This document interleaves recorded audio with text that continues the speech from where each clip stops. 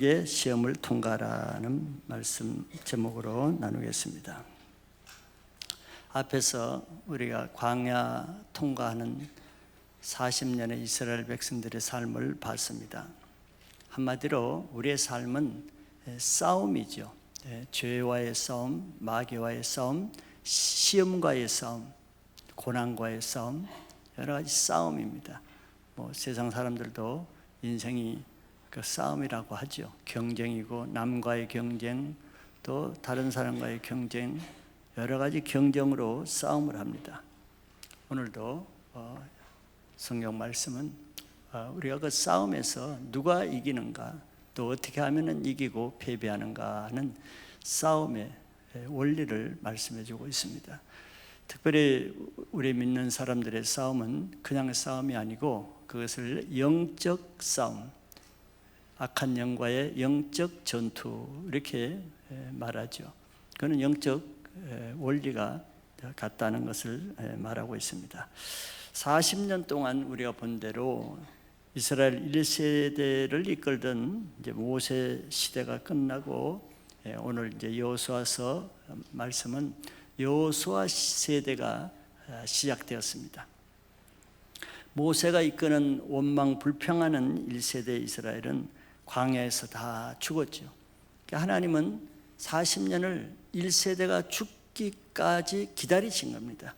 왜? 그런 1세대 가지고는 가나안을 정복할 수가 없기 때문에 그들이 다 없어질 때까지 40년을 기다리고, 다른 한편에는 그들이 없어질 때 새로운 사역을 이끄는 제2세대들이 자라날 때까지 기다리신 준비하신 거예요.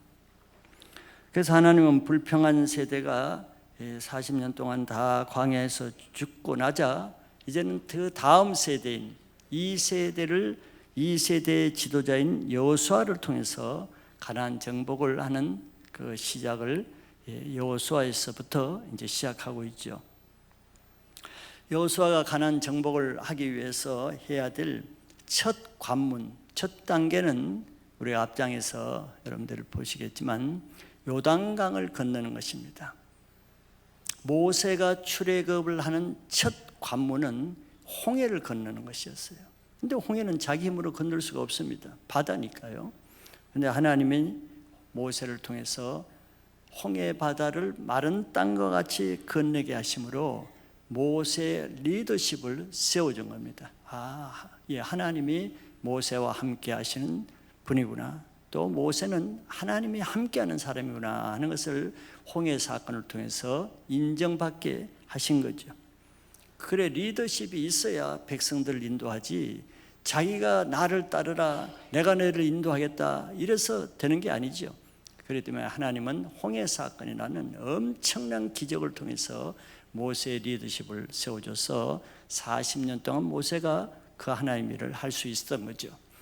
마찬가지로 이제 그 모세가 위대한 영도력을 가진 모세가 죽고 나서 여호수아는 모세 밑에서 시종으로, 즉 그의 제자로 또는 그의 종으로 40년 동안 충성된 그 훈련을 받은 시종입니다.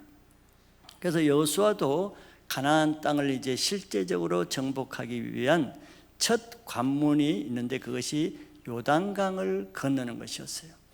강과 바다 차이는 있지만 하나님이 리더십을 세워주기 위해서 요단강을 건너는 것을 통해서 그 일을 하시죠. 그래서 역시 하나님이 말씀을 주고 모세에게도 말씀을 줬죠. 두려워하지 말고 너희 지팡이를 바다로 내밀라 할 때 말씀에 순종했을 때 바다가 갈라졌듯이 요단강도 하나님이 제사장을 괴로우면 제사장이 먼저 강에 발을 디뎠을 때 물이 말려 들어가서 맨 땅으로 여호수아 군대가 제2세대 백성들이 맨 땅으로 요단강을 건넜습니다. 똑같죠. 그러므로서 백성들에게 이 여호수아가 앞으로 자기들이 인도할 하나님이 함께 하시는 리더다, 사람이라는 것을 확정 세워줬습니다. 그러니까 여호수아가 리더십을 가지고 백성들이 이끌 수가 있었죠. 그래서 모세가 죽고 나서 백성들이 모세에게 전적으로 따르듯이 여호수아에게 이제 전적으로 따라서 순종하는 그런 2세대 리더십이 세워졌습니다. 그리고 나서 요단강을 건너고 나서 실제적으로 여호수아가 가나안 땅 정복을 해야 되는 첫 전투가 이제 우리가 잘 아는 여리고성을 정복하는 것입니다. 근데 가나안 중에 가장 강한 성, 철벽 같은 성이 여리고성이었어요. 이것도 자기 힘으로 할 수가 없습니다. 근데 하나님은 이 첫 성을 통해서 앞으로 이 가나안 땅을 어떤 방법으로 정복하시는지를 이제 보여주는 하나의 본이 되는 사건이 여리고성 정복 사건입니다. 그것은 사람의 힘이나 어떤 이스라엘의 전투력으로 하는 싸움이 아니고 하나님 말씀 앞에 중심을 지키는 하나님 말씀에 순종하느냐 안 하느냐의 그 순종의 시험이었습니다. 이스라엘 백성들은 40년 동안 하나님이 하시는 그 시험에 실패했기 때문에 그 광야 통과가 실패했거든요. 마찬가지로 이 세대들도 첫 전투인 여리고성에서 이제 그 승패가 좌우되는 것은 하나님 말씀에 순종하느냐 안 하느냐, 그게 이제 달려 있는 것이죠. 1세대는 이 순종의 시험에 실패했지만서도 이스라엘 2세대는 자기 선조들이 어떻게 해서 하나님의 진노를 받아서 죽는가를 자기 어릴 때부터 눈으로 똑똑히 관찰했습니다. 봐왔죠. 불순종하면 죽는다는 것을 다 봐왔습니다. 그래서 이스라엘 2세대들에게 하나님이 여리고성을 매일 7일 동안 한 바퀴 돌고 마지막 날은 7바퀴를 돌라, 이 얼토당토하는 말씀을 하신 거예요. 뭐 이해가 쉬우면 누가 하나님 말씀에 순종을 못하겠어요. 우리 이성적으로 맞다고 생각하는 그 말씀을 줄 때 누가 못하겠습니까? 그런데 이건 사람이 생각할 때는 참 얼토당토하는 말이죠. 저 난공불락 같은 여리고성을 무너뜨리는데 아무것도 하지 말고 말도 하지 말래요. 들레지도 말고 침묵하면서 하루 그냥 한 바퀴 돌고 나서 쉬고 그 다음날 한 바퀴 돌아서 쉬고, 쉽지 않지요. 전적으로 하나님만 의지하고 전적으로 말씀에만 순종하는 이 순종과 믿음이 없으면 할 수가 없는 거예요. 여리고성을 이기는 것은 바로 이 두 가지입니다. 하나님을 신뢰하는 것과 하나님의 말씀을 믿는 것으로만 되는데 첫 가나안 전투에서 하나님은 이것을 먼저 시험하신 거죠. 그런데 여호수아가 그것을 백성들에게 선포하고 백성들이 1세대와는 달리 한마디 말하지 않고 하나님 말씀하신 대로 침묵하면서 한 바퀴 한 바퀴 돌고 마지막 7바퀴 돌라는 대로 돌고 함성을 쳤더니 성이 무너졌어요. 얼토당토하지 않는 말이 순종했는데 얼토당토하지 않는 일이 일어난 거예요. 이게 하나님의 방법입니다. 믿을 수 없는, 믿기지 않는 일에 순종했는데 믿을 수 없는 기적이 일어난 거예요. 이게 하나님이 하신 일이에요. 우리가 믿을 수 있는 일은 누가 못 믿겠어요? 이해되는 일이야 누가 순종 못 하겠어요? 이게 믿음과 불신의 차이입니다. 믿음은 믿을 수 없는 것을 믿는 것이고, 불순종은 믿을 수 없는 것은 순종하지 않는다는 것이 불순종이에요. 불신. 그래서 이스라엘 백성들의 1세대 가나안 정복의 실패는 하나님의 말씀에 불순종한 것이었는데 비해서 2세대가 가나안 정복의 첫 승리는 반대로 여리고성 앞에서 말씀에 순종함으로 이긴 거예요. 아주 대조적이죠. 이로 인해서 이스라엘 백성들은 얼마나 기세가 등등했겠어요. 홍해를 건너고 나서 그동안에 모세에게 불평하는 이스라엘 백성 1세대들이 얼마나 기세등등해서 찬양을 하고 축제를 벌인 것처럼 여리고성을 무너뜨린 다음에 이 2세들도 얼마나 축제 같은 들떠있는 기세등등한 그런 승리의 분위기에 도취했겠죠. 하나님이 우리 편이다, 하나님이 살아계신다, 앞으로 가나안 정복은 문제없다, 우리 것이다, 아주 확신과 자신감과 승리감이 도취되어 있을 거예요. 그런데 우리가 경험상도 알고 있는 것과 같이 이렇게 하나님의 놀라운 역사가 있을 때가 더 위험하죠. 하나님의 놀라운 역사가 있을 때는 함께 사단의 역사도 그게 동시에 같이 들어온다는 것을 사람이 잘 인식을 하지 못하죠. 근데 어느 때나 그렇습니다. 하나님의 역사가, 성령의 역사가 강하면은 사단의 역사도 더 강하고, 성령의 역사가 능력 있게 행하면은 사단의 역사도 더 능력 있게 행하고 같이 일어나는 거예요. 그래서 하나님의 은혜가 있을 때는 취하는 것이 아니고 들뜨는 것이 아니고 깨어 있어야 됩니다. 2차 영적 전투가 있을 것을 바라보고 깨어 있어야 되는 거예요. 왜냐하면 한 번 승리했다고 그것이 영원한 승리가 아니거든요. 한 번 구원받았다고 해서 영원한 것도 아니고, 한 번 이겼다고 해서 영원한 것도 아니고, 한 번 수련회 때 은혜 받았다고 해서 계속 가는 것이 아니라는 것을 우리는 경험상으로도 잘 알고 있죠. 우리는 끝까지 그것을 지키는 것이 중요하지, 그것을 누리느뜨고 하면은 그 시로부터 그 은혜는 없어지는 거예요. 1세대도 그 많은 홍해를 건넌 그 은혜를 받았으면서도 마라 시험의 불평함으로 넘어졌듯이 2세대도 첫 번째 2세대의 패배도 은혜 받고 나서 하나님의 말씀에 불순종하는 것으로 첫 패배를 경험하게 됩니다. 같은 원리죠. 순종할 때는 승리해도 승리가 끝까지 가는 게 아니에요. 승리해서도 그 뒤에 다시 불순종하면 다시 패배한다는 것을 하나님 보여주시는 겁니다. 이를 통해서 이스라엘 백성들이 앞으로 살아갈 때 어떤 원리로, 어떤 자세로 살아가야 되는지를 잘 하나님이 경각심을 주시는 거죠. 우리 신앙도 같은 원리예요. 우리가 다 알잖아요. 한 번 은혜가 계속 갑니까? 한 번 내가 능력 입었다고 그 능력이 계속 갑니까? 한 번 내가 승리했다고 계속 가요? 계속 안 갑니다. 이 영적인 원리예요. 그래서 하나님이 하시는 말씀에 순종하면은 이기게 하시고, 언제든지 하나님의 말씀에 불순종하면은 어제 이겼더라도 오늘 원수에게 진다는 걸 보여주는 거예요. 그래서 끝까지 견디는 자가 최후의 승리자지, 처음 이긴 자가 최후의 승리자가 저절로 되는 게 아니에요. 먼저 된 자가 나중되고 나중된 자가 먼저 되는 것입니다. 이런 신앙의 원리를 통해서 우리는 마지막 승자가, 끝까지 견디는 자가 최후의 승자라는 것을 꼭 인식을 해야 됩니다. 그 전에 승리한 걸 가지고, 그 전에 이룬 걸 가지고 기뻐가지고 이 도치감에 젖어서 그런 사람은 끝까지 못 가는 거예요. 그런 면에서 오늘 이스라엘 백성들이 첫 패배의 원인이 뭔가를 오늘 본문 읽은 것을 통해서 다시 한번 보고자 합니다. 먼저 아이성 전투에 패배한 것을 성경에 기록하고 있죠. 여리고 성은 정말 강한 성이었어요. 정말 이스라엘이 전력을 다해도 이길 수 없는 그런 강한 적군이었습니다. 그런데 그런 강한 여리고를 이긴 그들에게 아이성은 아주 작은 성이에요. 그것의 10분의 1도 안 되는 매우 작은 성입니다. 그러니까 여리고 정복을 한 이스라엘은 아이성은 그렇게 신경 쓸 일이 없는 거예요. 그냥 대충 해도 이길 것이라고 그렇게 생각을 했죠.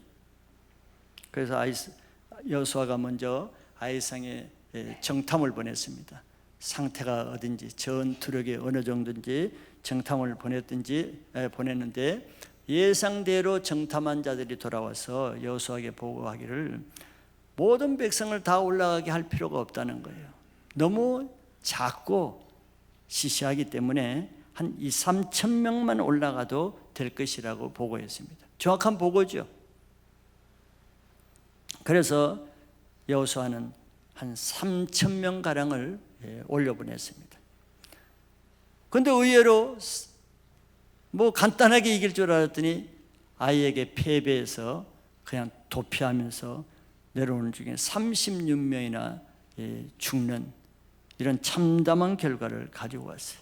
그래서 백성들의 마음이 물처럼 녹았다 그랬습니다. 자, 우리에게 이런 일이 많이 있죠. 자, 이들보다 더 강한 여리고도 이겼는데, 여리고에 비하면 아무것도 아닌 질 수가 없는 전쟁인데 어처구니 없이 지는 결과를 가져왔어요. 즉 안 될 수가 없는 일인데 안 된단 말이죠. 이길 수밖에 없는 전쟁인데 지는 데는 이유가 있는 거예요. 질 이유가 없는데 지는 데는 이거는 하나님의 이유가 있는 겁니다. 그럼 우리는 빨리 그걸 알아차려야죠.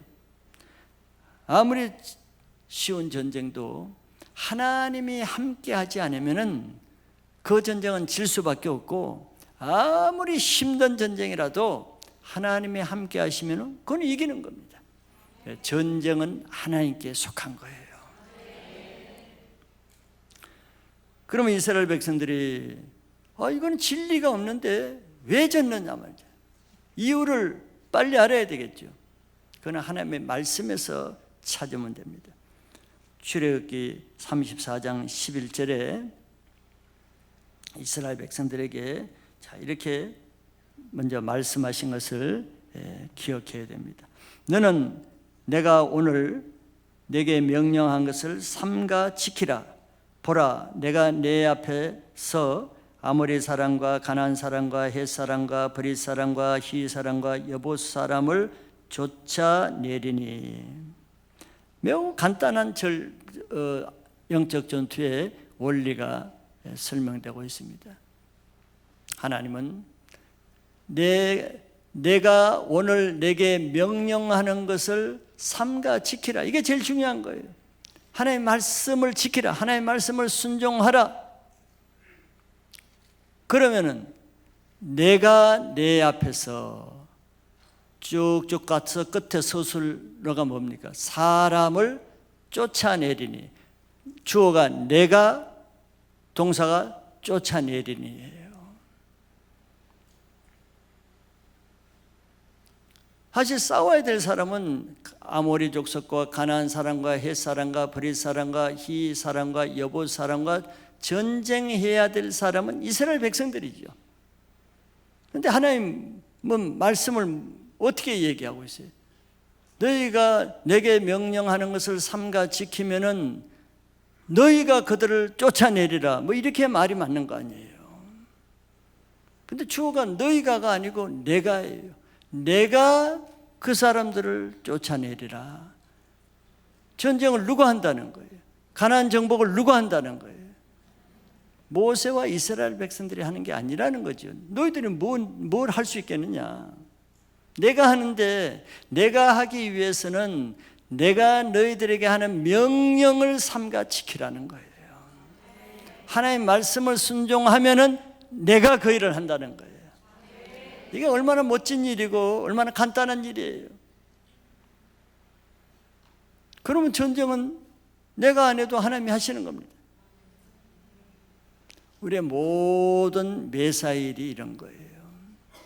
마귀와의 전쟁, 가정 안에서의 전쟁, 직장과 사업에서의 전쟁, 내 질병과의 전쟁, 나의 원수와의 전쟁, 모든 전쟁에서 내가 이길 수가 있어요?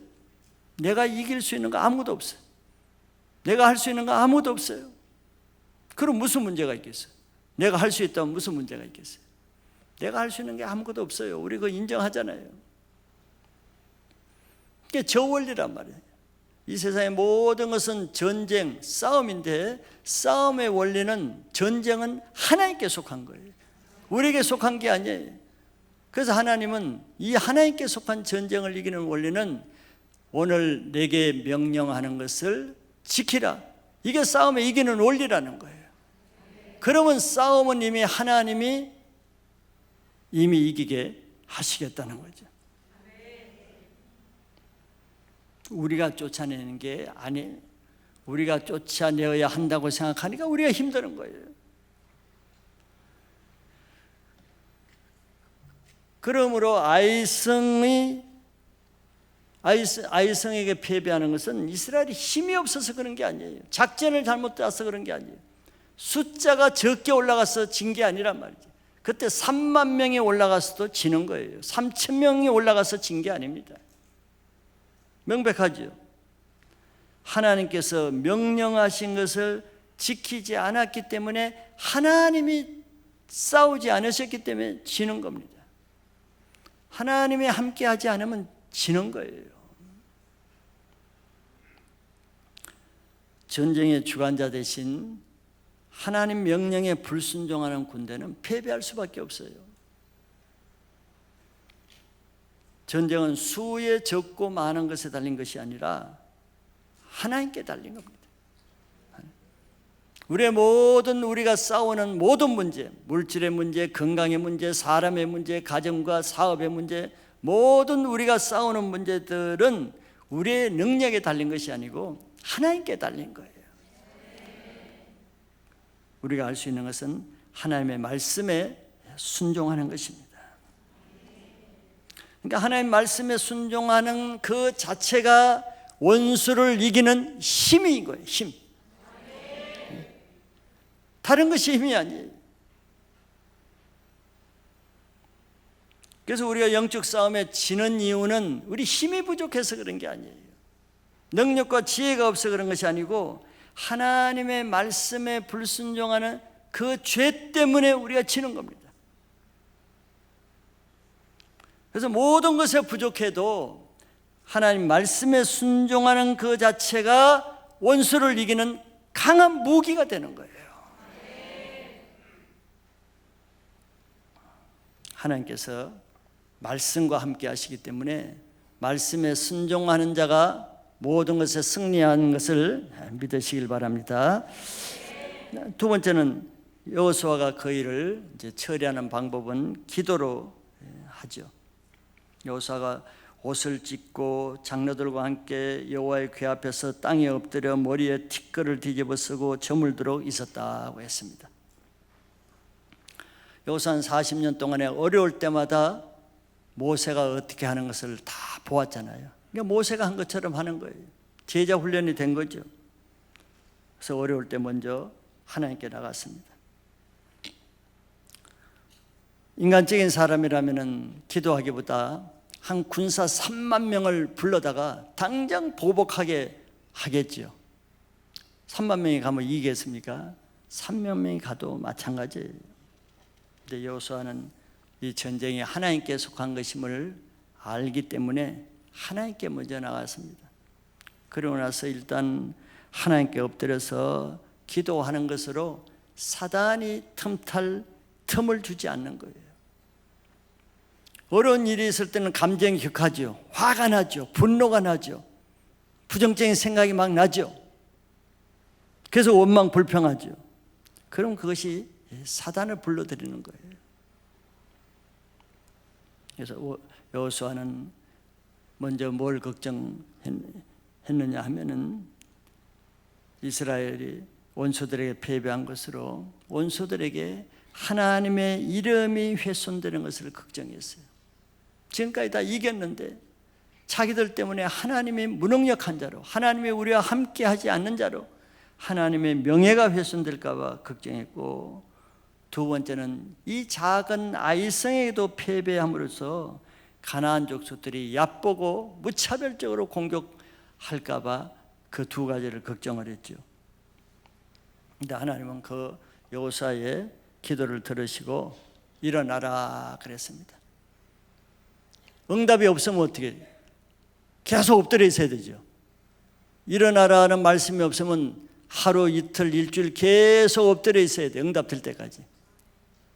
그런데 하나님은 여호수아의 기도를 들으시고 일어나라고 했습니다. 그리고 그 패한 이유를 말씀하시고 그에 대한 해결책을 알려주십니다. 그들의 전쟁에 패한 이유는 이스라엘이 하나님께 받은 명령을 어겼기 때문이라고 이유를 설명해 줬어요.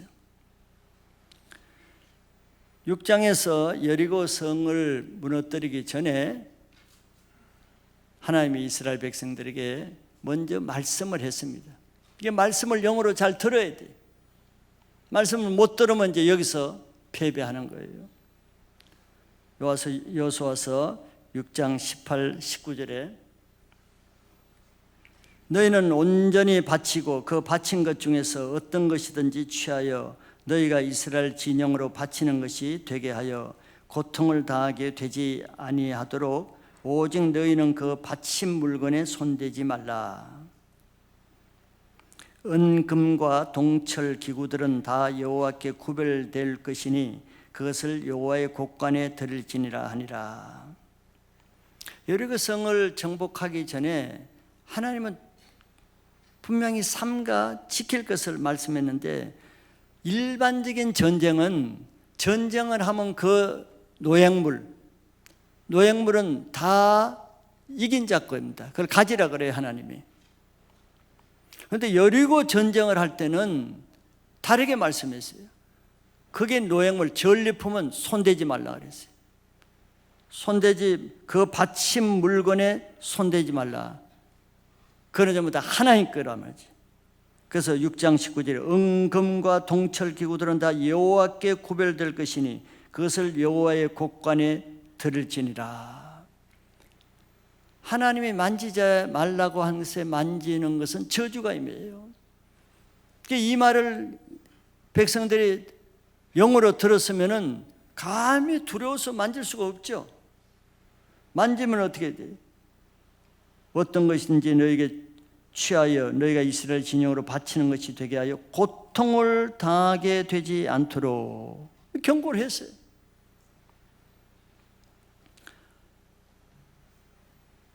그런데 11절에 하나님이 이렇게 말씀하시죠. 이스라엘 백성이 범죄하여 내가 그들에게 명령한 나의 언약을 어겼으며, 이걸 어긴 거예요. 만지지 말라 그러는데, 손대지 말라고 했는데, 또한 그들이 온전히 바친 물건을 가져가고 도둑질하며 속이고 그것들을 그들의 물건을 가운데 두었느니라. 이걸 아시는 거예요.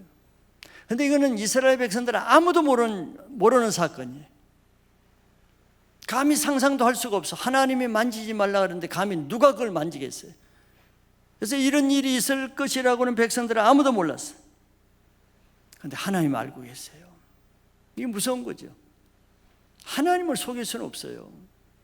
몰래 훔쳤지만 하나님은 그걸 다 보셔요. 아무도 그 사실을 모르지만서도 하나님은 다 아십니다. 이게 죄의 특성이에요. 죄는 사람을 깜짝없이 속이려고 하지만 하나님은 못 속여요. 하나님께서 저주하신 물건에 손을 대면은 그 사람에게 저주가 임하는 거예요. 요단강을 건너고 여리고성을 무너뜨리는 엄청난 은혜를 받았잖아요. 하나님의 전능하신 능력을 더입었잖아요. 기적을 봤잖아요. 그런 은혜를 받고도 며칠이 안 돼서 하나님 말씀에 불순종하는 그 한 사람, 많은 사람도 아니에요.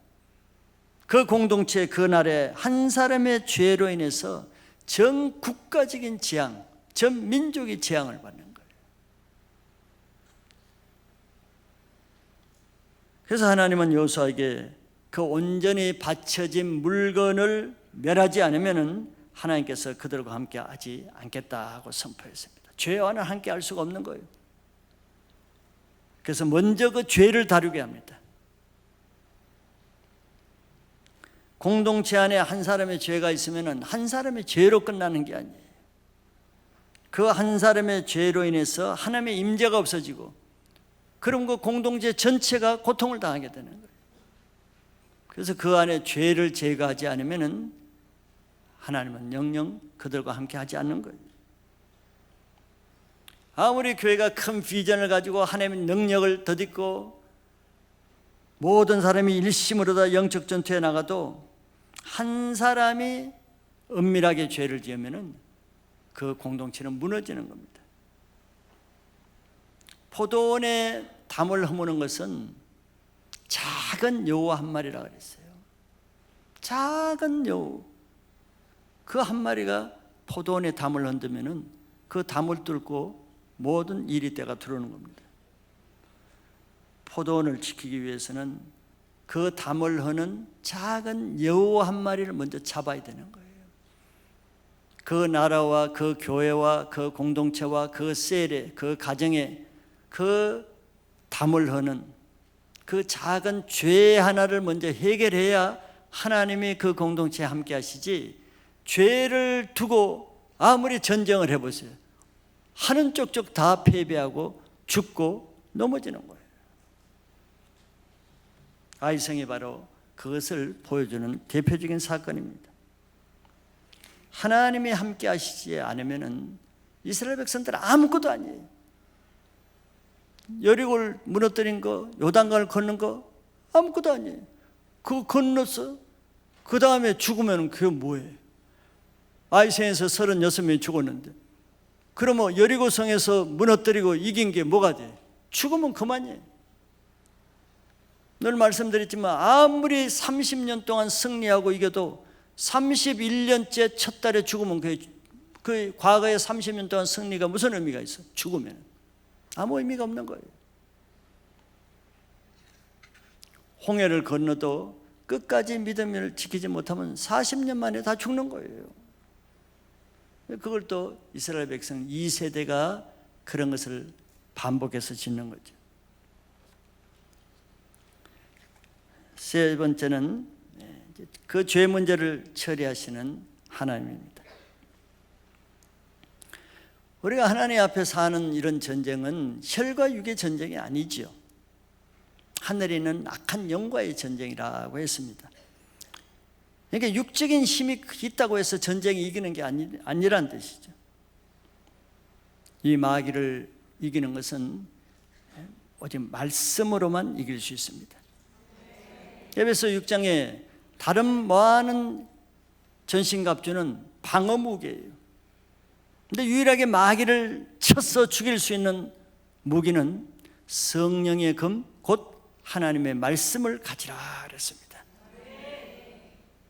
그러니까 하나님의 말씀이 없이는 마귀를 이길 수는 없어요. 못 찌를 수는 없어요. 그래서 하나님의 군대의 가장 강력한 무기는 성령의 금인 하나님의 말씀입니다. 말씀을 영으로 듣는 사람은 지지 않아요.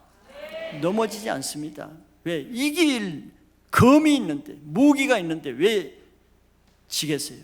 무기를 가지면 적군이 먼저 알아봅니다. 무기를 가진 우리를 적군이 덤비지를 못하는 거예요. 근데 적군이 보고 무기가 없으니까 덤비는 거예요. 말씀이 없으니까 덤비는 거란 말이죠. 그래서 우리가 전쟁하는데 영적 전투에 가장 중요한 것은 하나님의 영의 말씀을 가지는 거예요.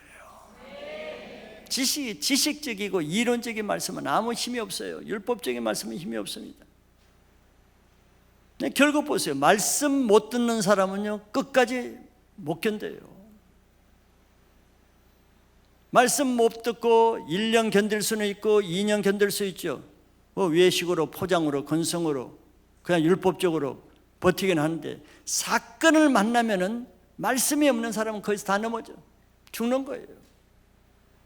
그래서 끝까지 견디는 사람은 끝까지 말씀을 가지고 있는 사람입니다. 이게 말씀 못 듣는 사람 보세요. 첫째는 신앙이 안 자라죠. 신앙의 시작은 교회에 다닐 때 시작하는 게 아닙니다. 시작되는 게 아니에요. 뭐 그렇게 말할 수는 있어요. 그러나 엄밀하게 영적으로 보면은 교회 다닐 때부터 신앙이 시작되는 게 아닙니다. 또 신앙이 자라는 것은, 믿음이 자라는 것은 예배를 드릴 때부터 자라는 건 아니에요. 뭐 예배 평생 드린 사람, 신앙 믿음 없는 사람이 얼마나 많아요. 신앙이 시작되고 믿음이 자라는, 변화가 시작되고 내 안에 생명이 자라는 그 출발점, 스타트, 시작이 어디 있어요? 시작되겠어요. 여러분들이 아시죠? 말씀이 영으로 들릴 때부터입니다.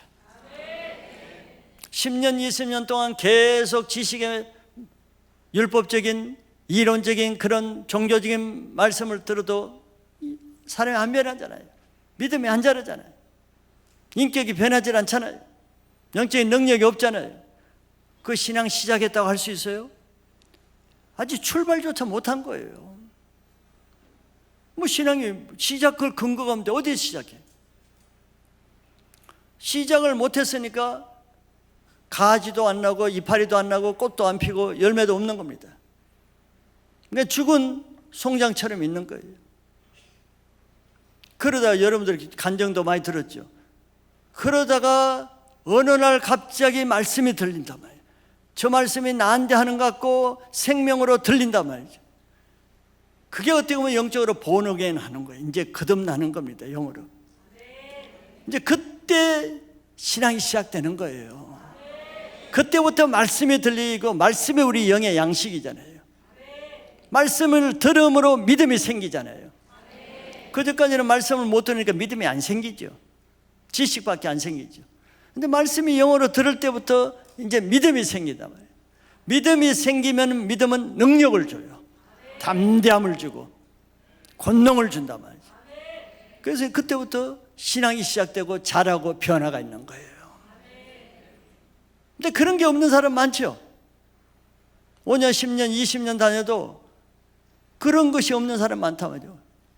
왜 그렇게 했어요? 말씀을 못 들으니까. 말씀이 없는 거예요.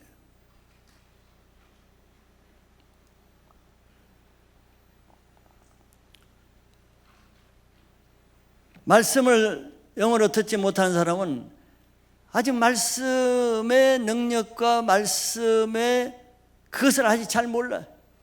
말씀이 자기에게 어떤 역할을 하는지 잘 몰라요. 그런데 말씀을 듣는 사람은 왜 자꾸 말씀을 사모하고 예배를 사모하고 말씀을 읽고 묵상하고 왜 그렇게 해서 말씀을 체험을 했거든. 말씀을. 그러니까 예배가 사모가 되는 거. 오늘 무슨 말씀입니까? 말씀이 기대가 되는 거예요. 말씀을 못 듣는 사람은 뭐 그 말씀이고 이 말씀이 그 말씀이고 이 예배가 이 예배고 저 예배가 예배고 그냥 종교적으로 하는 거예요. 새로운 게 없어서 흥분이나 기쁨이나 기대감이나 소망이나 이런 능력이 없어요. 신앙이 아직 출발을 안 했어요. 신앙이 아직 달리게 하는 사람이 출발선에서 발을 띄지를 못했어. 말씀이 안 들리는데 무슨 출발을 하겠어요. 그래서 그런 사람은 말씀이 들릴 때까지 들어야 되는 거예요. 옛날로 말하면 카세테이프에 카세트가 고장 날 때까지 계속 얼마나 갈급하면 그렇게 고장 날 때까지 듣겠어요. 계속 들릴 때까지 10번이고 20번이고 30번이고 들릴 때 그래라도 영의 귀가 열리는 것이 낫지 계속 못 듣는 말씀을 1년, 2년, 5년, 10년 동안 예배를 드린다는 것은 그건 지옥 같은 거 아니에요?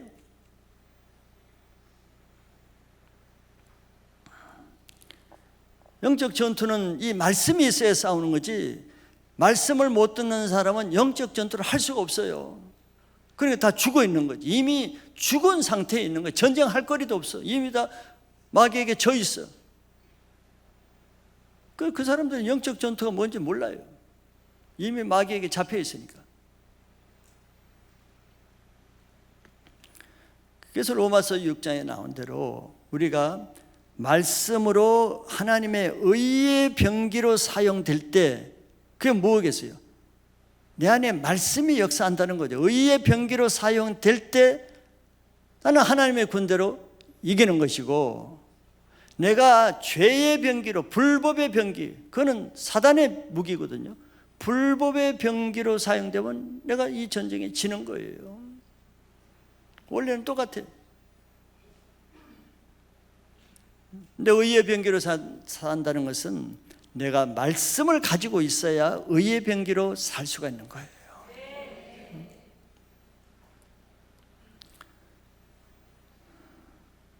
그래서 하나님은 여호사에게 먼저 일어나서 그들 안에 있는 죄를 제거하게 했습니다. 신앙의 원리는 다 항상 뭐 공통적이에요. 죄 문제입니다. 죄 문제. 지긋지긋하게 따라다니는 것이 죄 문제이기 때문에 모든 말씀에서는 이 죄 문제를 다루지 않으면 그 메시지는 사람의 말이에요. 그래서 모든 설교와 모든 교회 사역의 중심은 십자가라고 말은 많이 들어봤죠. 그러니까 사람들이 십자가는 얘기해요. 십자가가 왜 모든 문제의 해결입니까? 우리 모든 문제의 핵심은 죄이기 때문에 그런 거예요. 죄는 십자가 외에는 해결할 수가 없어요. 그런데 요즘 시대 교회에 십자가 없는 말씀이 얼마나 많아요. 십자가 죄는 없어요. 행복과 위로와 축복과 사랑과 평화와 안정과 이런 메시지, 달콤한 말씀이에요. 그러니까 죄를 다 덮어놔, 다 덮어놔. 죄와 싸우질 못하게.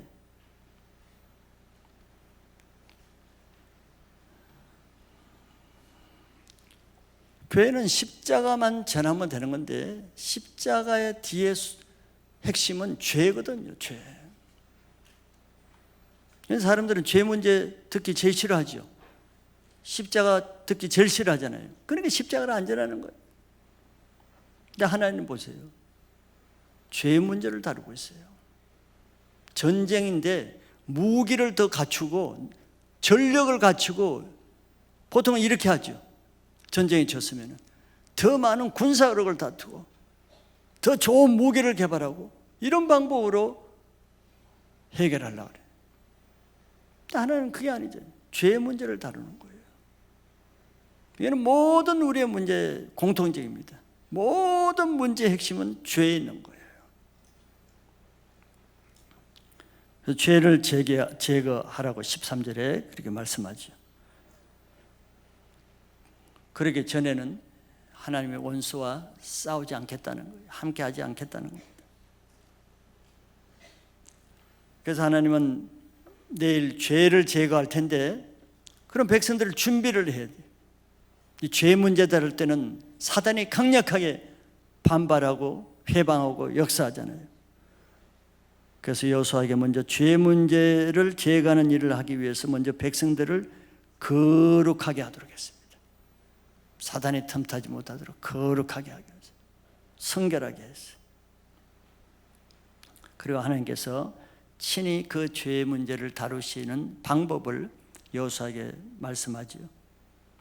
그래서 먼저 내일 아침에 일찍 각 지파별로 다 정렬해 있으라 그랬어요. 제비를 뽑는 거죠.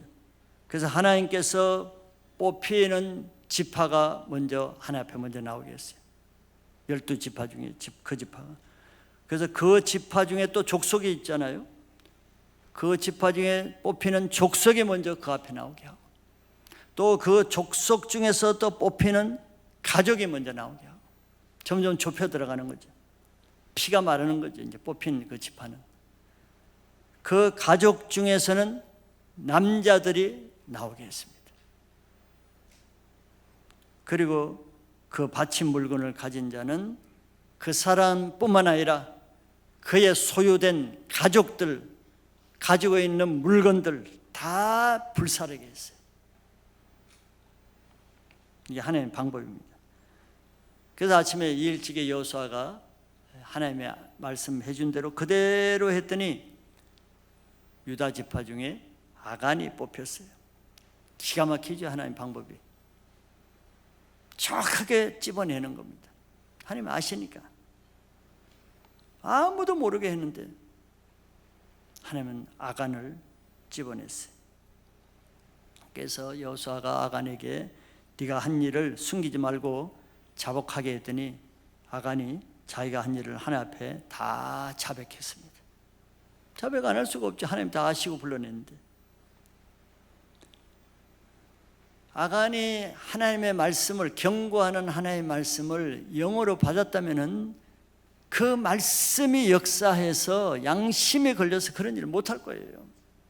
근데 말씀을 가볍게 얘기하는 거지. 말씀을 못 들었거나 가볍게 얘기했거나 지식으로 들었거나 근성으로 들었거나, 그러니까 그런 일을 하죠. 말씀을 영어로 들었다면은, 말씀은 성령이거든요. 성령의 검 곧 하나님의 말씀입니다. 성령이 역사하기 때문에, 레마의 말씀은 성령의 말씀이기 때문에 그렇게 할 수가 없습니다. 말씀이 나를 보호해 주는 거예요. 이 아간은 말씀을 못 들으니까 거기서 뚫리는 거죠. 말씀을 못 듣는 사람은 사건을 만날 때 그 죄를 이길 수가 없는 거예요. 보통 때 문제 없어요. 근데 사건이 날 때, 무슨 사건이? 아간이 뭐 우연인지 어떤지 계획적인지 보니까 견물생신이라고 시날산 바벨론의 아름다운 외투가 보였겠죠.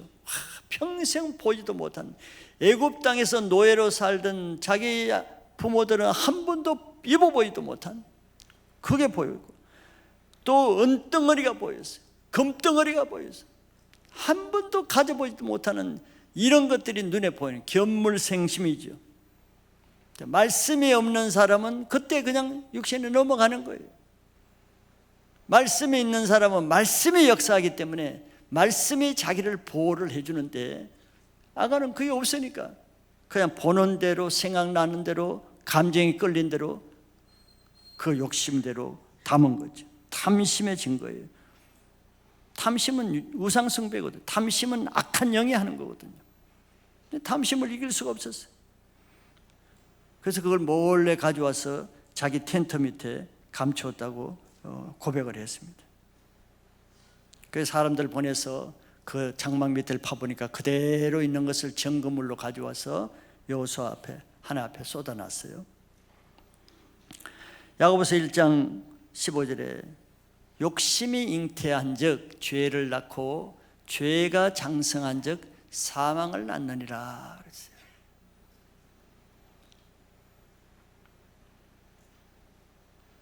보는 것으로, 안목의 정욕으로 욕심이 들어왔죠. 금덩어리를 보고 좋은 옷을 보고 욕심을 이길 수가 없어요.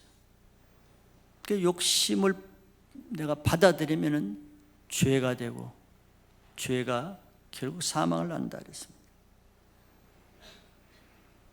그러니까 모든 백성들이 지금 하나님의 명령에 따라서 지금 나라를 위해서 전쟁 중인데도 그런 욕심을 품어요. 우리 6.25 때, 6.25 전쟁 중에도 6.25 전쟁이 얼마나 처참했어요. 온 군인들이 얼마나 많이 죽고 지금 나라를 뺏기냐 지느냐 하는 중에 국군 방위군 사건이라는 게 있었습니다. 저도 뭐 오래전에 들은 얘기 정확합니다.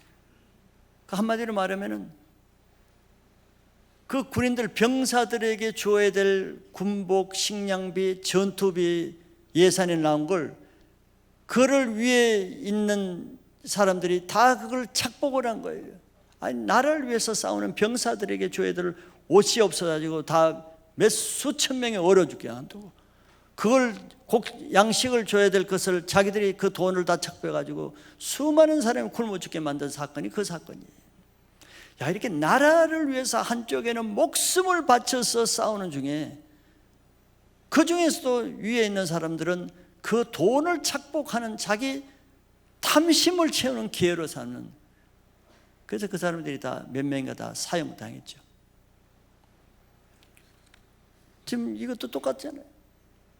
나라를 위해서 하나님의 명령에 따라서 온 성도가 다 하나님을 위해서 전심전력으로 헌신하고 충성하는데 그 중에서 어떤 사람은 자기 사욕을 채우는 일을, 죄를 진단 말이에요. 그런 그것이 개인의 죄에 머무는 게 아니에요. 그 한 사람을 인해서 그 나라가 고통을 받게 되고 그 교회가 고통을 받게 되고 가족이면 그 가족이 고통을 받게 되고 공동체를 무너뜨리는 거예요. 여호수아가 아간을 잡고 은과 외투와 금덩어리와 그것뿐만 아니라 그 아들들, 그 딸들, 그 소, 나귀, 양들, 그의 모든 재산을 다 끌고 아굴골장으로 갔죠. 그래서 25절에 보면은 하나님의 백성을 괴롭게 한 아간을 돌로 치고 그 물건들도 돌로 치고 다 불살라 버렸습니다. 한 사람의 죄로 인해서 폐가 망신을 한 거죠. 자기 한 사람의 가장의 죄로 인해서 자기 자녀들 다 불살라 죽고 나라를 다 망하게 하고,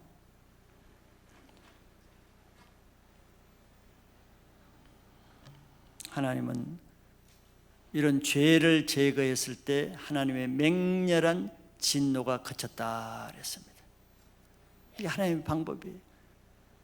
죄는 처리해야 될 문제지 저 죄를 덮어놓고 아이성을 치고 아무리 족속을 치고 더 나갈 수가 없어요. 반드시 죄를 처리하게 합니다. 가정의 문제면 가정의 문제, 교회 문제면 교회 문제, 셀의 문제면 셀의 문제,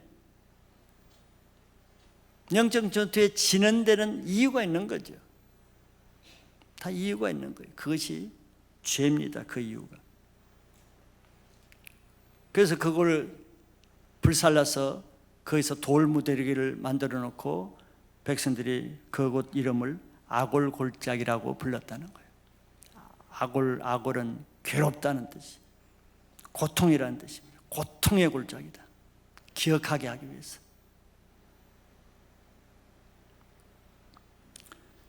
그래서 8장에 넘어가면은 하나님이 이렇게 죄 문제를 다 해결하고 나서는 여호수아에게 아이성을 너에게 주겠다고 약속을 해요. 아무리 작은 성이라도 죄가 없으면 지는데 죄 문제를 해결했더니 간단하게 아이성 내게 주겠다 그러지. 그리고 하나님이 놀라운 말씀을 하는 거예요. 여리고 성을 취할 때는 거기 있는 물건들 다 진멸하고, 진멸할 수 없는 은이나 금은 뭐 없앨 수가 없잖아요. 그는 이제 불로 거슬려서 거룩하게 한 다음에 여호와의 곳간에 채워두고 개인이 아무것도 건드려서 취하지 못하겠습니다. 아무것도 노획물을 개인이 가지지 못하겠어요. 그런데 아이성을 칠 때는 하나님이 8장에 넘어가면요 2절에 이렇게 말씀하고 있어요. 너는 여리고와 그 왕에게 행한 것 같이 아이와 그 왕에게 행하되 오직 거기서 탈취할 물건과 가축은 스스로 가지라. 너는 아이성 뒤에 복병을 둘지니라 하시니라. 이때는 탈취물을 가지라 그래요. 가지라 그럴 때만 가져야 되는 거예요. 가지지 말라는 것은 가지지 말아야 돼요. 이게 하나님의 방법이에요.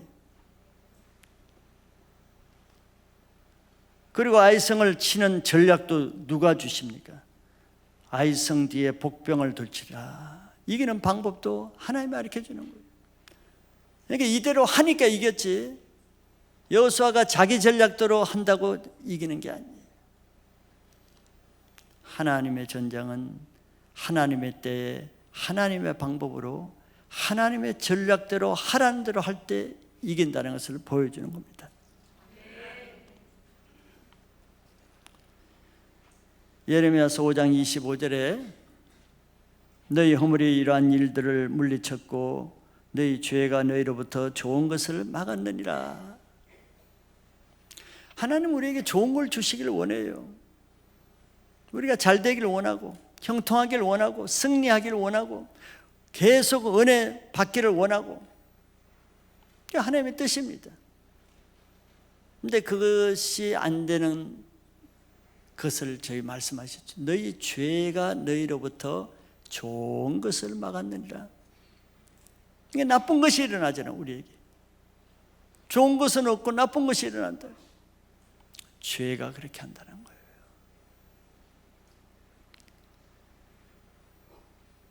우리 신앙생활의 핵심이 무엇이라고 말하는 겁니까? 이게 우리가 뭐 셀도 하고 헌신도 하고 예배도 하고 청소도 하고 봉사도 하고 구제도 하고 성경 공부도 하고 찬양도 하고 기도도 하고 뭐 바쁘죠, 여러분들? 바쁘게 살죠. 아무리 바쁘고 아무리 많은 일을 하고 모든 일에 충성해도 한 가지 놓치면은 다 놓치는 건데 그게 죄 문제입니다. 죄 문제는 덮어놓고 그 일은 의미가 없어요. 그런데 사람들은 다른 것은 다 열심히 해도 죄 문제를 타치하는 것은 굉장히 힘들어요. 죄를 끊는 것은 너무 어려워요. 그 문제를 타치받는 것조차도 어려워요. 그러니까 죄는 안전방패 속에 우리 안에 거하는 거예요. 사람들 훈련시키고자 할 때 무엇이 핵심입니까? 그 사람에게 죄를 끊는 것이 훈련의 키포인트거든요. 그런데 훈련시키는 게 왜 어려워요? 그거 얘기하면 다 어려서 교회 떠나고 넘어지고 대적하고 하는 거예요. 그래 겁나서 건드리지 못해. 내가 다치지 않기 위해서, 내가 욕먹지 않기 위해서, 내가 공격당하지 않기 위해서. 그래서 사람들 피드백 해봐요. 다 어려워지잖아. 다 대적하잖아요. 다 화를 내고 성질 내고 하잖아요. 그러니까 사람들이 죄 문제를 타치할 수 없어. 죄 문제를 타치하지 않는 셀 모임, 예배, 찬양, 기도, 봉사, 헌신, 무슨 의미가 있어요? 그거는 바리새인들의 종교와 똑같은 거예요. 바리새인들은 딴 걸 다 하는데 자기 죄 문제는 아무도 건드리지 못하게. 근데 예수님이 유일하게 건드렸다고 큰일 났죠. 막 이 귀신 들렸다고 그러고 막 반격을 당했죠. 우리 똑같은 거예요. 뭘 좀 훈련시키려고 조금 얘기해봐요. 뭐 죽일 듯이 잡아먹으려고 겁나요. 근데 자기 죄 문제 안 해결하고 할 게 교회 생활에 할 게 뭐가 있느냐고. 우리 신앙생활 할 게 뭐가 있어요? 그거보다 더 중요한 게 있습니까? 예배가 그보다 더 중요해요? 죄 문제 놔두고 무슨 예배가 무슨 의미가 있어요? 기도가 그렇게 중요해요? 10시간 기도하면서 죄 문제는 그대로 놓는 그 기도가 무슨 의미가 있겠어요? 몸을 헌신하는 전도, 헌신, 구제, 자기 죄는 아무것도 타치받으려면서 그게 무슨 의미가 있어요? 그걸 외식이라고 하고 종교라고 하는 거예요.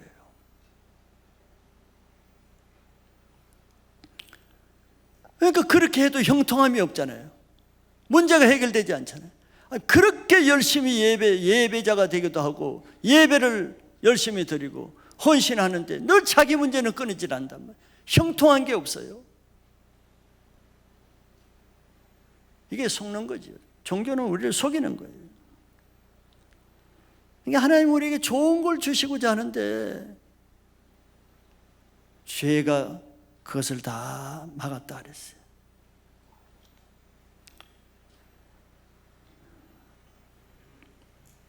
우리는 영적인 싸움을 싸우기 전에, 즉 다른 사람과 싸우고 일과 싸우고 그 문제와 싸우기 전에 가장 먼저 싸워야 될 것은 다른 사람의 죄가 아니라 자기 안에 있는 죄와 싸우는 걸 먼저 해야 됩니다. 그게 실제적인 전쟁이에요.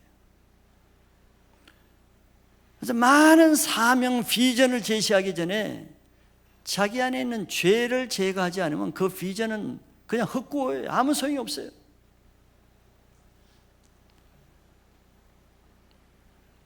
그래서 영적 전투에 패배하는 일이 있을 때, 즉 아이성처럼 안 될 일이 없는데 안 된다. 실패할 수 없는 일인데 실패한다. 이거는 그렇게 될 수가 없는 일인데 그렇게 된다. 그런데 다 이유가 있단 말이에요.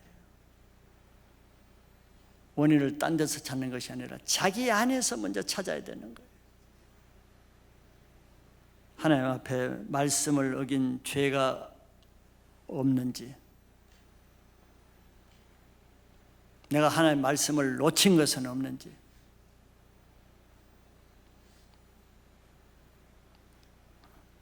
그래서 많은 일을 하는 것보다 그거보다 더 큰 일이 뭐겠어요? 죄를 짓지 않는 것이 많은 경건한 일을 하는 것보다 더 큰 일입니다. 그 사람이 정말 큰 일을 하는 거예요. 많은 기도를 하는 것보다 자기 죄 하나 회개하는 사람이 가장 큰 기도를 하는 거예요.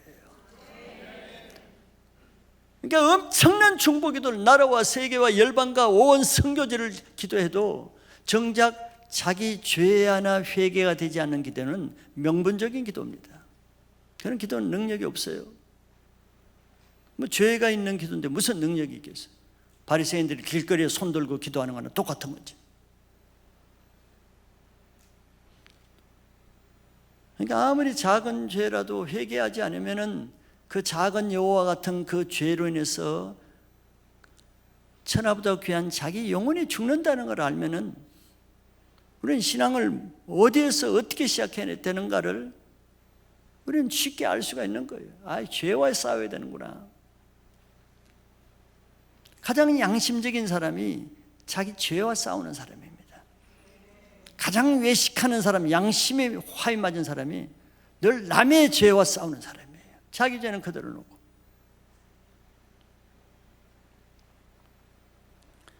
그래서 아무리 작은 죄라도 회개하지 않는 죄는 그 작은 죄로 자기 영혼이 죽지만, 내가 정말 용서받지 못할 너무 부끄러운 큰 죄를 지어도 죄를 회개하면은 하나님은 그 죄를 다 용서하실 뿐더러 용서받은 그 사람을 더 귀하게 여기세요. 그래서 더 귀하게 쓰십니다. 그런 사람을. 실제로 그러지 않아요? 실제로 그래요. 과거에 저 사람이 어떤 사람인데 뭐 저런 일을 해? 죄 회개하지 못한 사람은 그렇게 보죠. 바울 같은 사람은 과거에 얼마나 못된 짓을 했어요. 스데반을 돌려 쳐 죽이고 많은 그리스도인을 오게 해가지고, 그런 사람이 어떻게 그런 사도이 그게 맞기나 하나? 맞죠. 죄를 회개한 사람은 99마리의 죄 회개하지 않은 의인보다는 하나님이 더 귀하게 계시기 때문에 더 귀하게 쓰시는 거예요.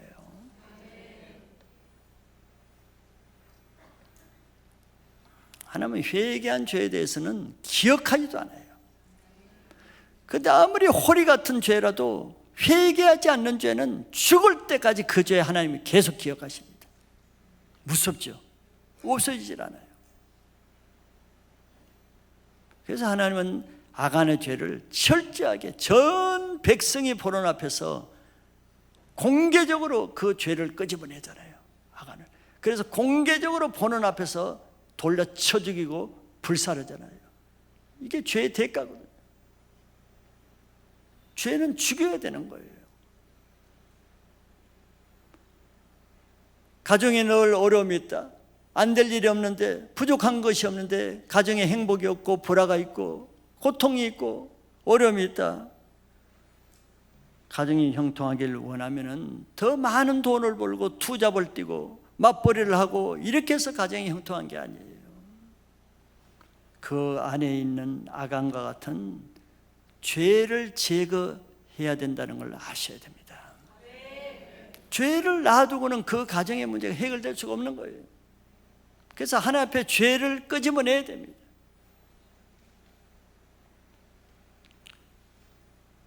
교회와 셀이 자기 셀에 부흥하기를 원한다면 부흥하지 않을 리가 없는데, 이렇게 중보기도도 많이 하고 이렇게 모여서 같이 합심하고 이렇게 셀 모이기를 힘들고 없는 시간에 이렇게 모이고 하는데, 왜 셀에 맨날 서로 미워하고 용서하지 못하고 왜 또 맨날 셀을 바꿔달라고 그러고 왜 그러냐 말이에요. 그 안에 있는 죄를 처리해야 되는 거예요. 죄를 처리하면은 하나님이 그 셀을 부흥케 하시고 그 모든 안 될 일을 되게 하십니다. 죄는 하나님의 말씀을 불순종하는 겁니다. 내 개인이 왜 나도 열심히 신앙을 하고자 하는데 왜 이렇게 풀리질 않는가, 이런 분들 있죠. 왜 나는 이렇게 안 풀리지? 물질도 안 풀리고 관계도 안 풀리고 가정의 문제도 안 풀리고 사업도 안 풀리고 자기 건강도 안 풀리고, 내가 열심히 성실하게 하는데 왜 안 풀리겠어요? 매주 선포되는 말씀을 통해서 죄를 먼저 끄집어내야 됩니다. 그래서 말씀을 영으로 받고 그 말씀에 순종할 때, 말씀이 용서하라 그러면 용서하고, 말씀이 회개하라 그러면 회개하고, 말씀을 이걸 하라 그러면 하고, 끊으라 그러면 끊고, 말씀에 순종하는 것부터 시작해야 개인이 묶인 거, 막힌 것이 풀어지는 거예요. 말씀을 영어로 듣지 못하면은 그리고 풀리지 않습니다, 사람이. 그리고 그런 사람의 마지막을 보세요. 마지막은 너무 불쌍한 거예요. 말씀 듣지 못하는 마지막은 너무 안 됐어요. 과거에 뭐 사람 보기에 화려하게 직분도 있고 많은 행사와 업적도 있고 사람에게 인정도 받고 그 아무 소용없어요. 마지막을 보세요. 말씀을 못 받는 사람의 마지막은 너무 불쌍하게 끝나는 겁니다. 마지막이 중요하죠.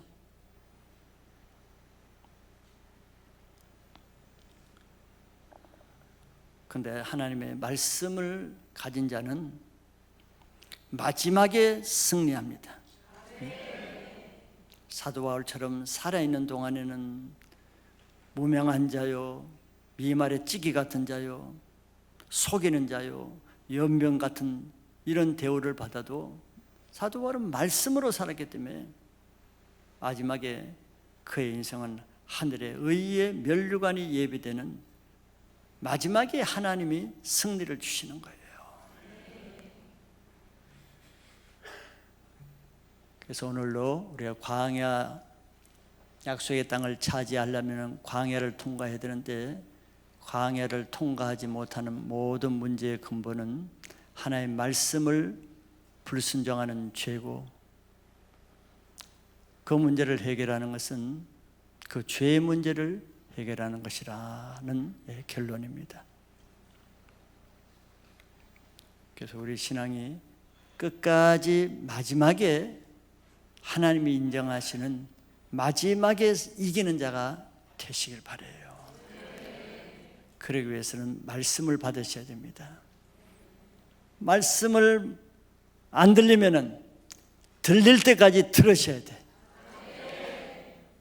이해하시죠? 들릴 때까지 들어야 되는 거예요. 리더들이라도 1년 내내 소감 못 쓰는 사람이 많이 있어요. 쓸 시간이 없어서 못 쓰겠어요? 말씀이 안 들리는 사람은 소감을 쓸 수가 없어요. 그냥 넋두리나 쓰지. 말씀이 들리는 사람은 소감을 안 쓰고는 안 돼. 사마리아 여인처럼 그걸 동네에 가서 동네방에 안 알릴 수가 없는 거예요. 말씀을 들은 사람은 그것을 가만히 있지를 못해요. 그런데 말씀이 안 들리는데 무슨 소감을 쓰겠어요? 소감이 그냥 논문 쓰는 식으로 어려웠지. 1년 내내, 2년 내내, 어떤 사람은 5년 내내 리더들 중에서 소감 한 편 못 쓰는 사람이 얼마나 많아. 말씀이 안 들리는데 뭘 쓰겠어요? 말씀이 안 들려. 영적인 생명이 없는 삶을 사는데, 그냥 직분으로 리더 직분을 감당하는데.